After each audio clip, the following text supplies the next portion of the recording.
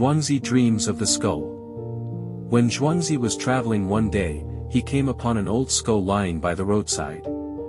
He tapped it lightly with his fan and said, "Sir, were you once greedy and ambitious, that you brought ruin upon yourself? Or perhaps you were a loyal servant, who met an unjust end? Or maybe you died in battle, or from illness and sorrow. Whatever the cause, you now lie here, dry and empty.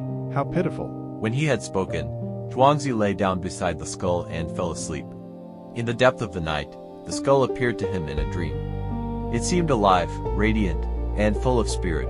Zhuangzi asked, "Do you long for the pleasures of life once more?" You speak like one bound by illusion. Among the dead, there are no rulers above, no servants below. The changes of the seasons do not touch us.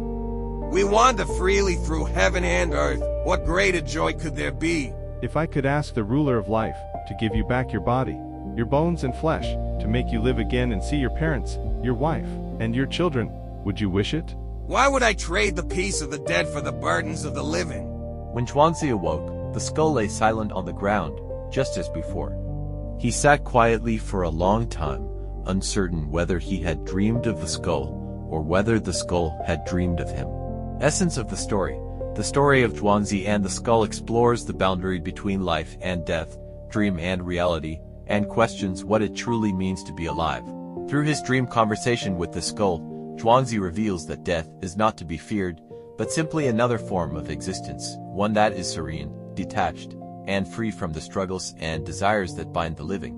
The skull's calm joy contrasts sharply with the restlessness of the living world, suggesting that life's suffering often comes from our own attachment to gain, loss, and identity.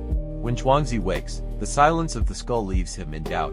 Was he the one who dreamed of the skull, or had the skull dreamed of him?